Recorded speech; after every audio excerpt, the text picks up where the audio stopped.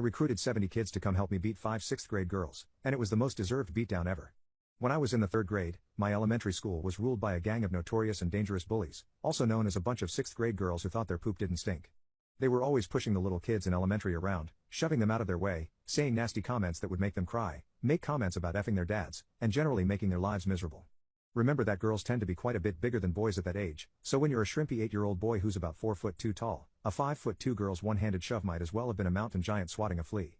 One day after being unceremoniously shoved sprawling out of the way in the halls of the school by one of the bigger girls in the gang, I had enough. I stood up and told the girls that we were all sick of them and if they wanted to fight they would get one. This resulted in spontaneous fits of laughter. I told them we'd meet at the end of lunch behind the hill by the playground where the teachers couldn't see and we'd fight. But not just me and the shover. I told her to bring all her bully friends because they were all going to get it. Me and my friends versus her and her friends.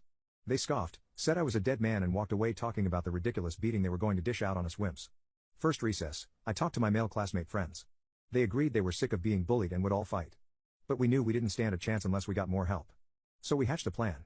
Not just my friends, not just all the boys in my class, or even in my grade. Every boy in the school in grade 3 or lower. We split into 2 groups and started recruiting. Word started getting around that there was going to be a big fight. Lunch rolls around and we are scouring the playground. Japanese kid practicing high kicks? Come practice. On the grade 6 girls. Bunch of kids playing Red Rover? More fun if you throw yourselves into a bunch of bullies. These girls had earned a lot of animosity throughout the year and we had no problem getting everyone into our cloud of kids.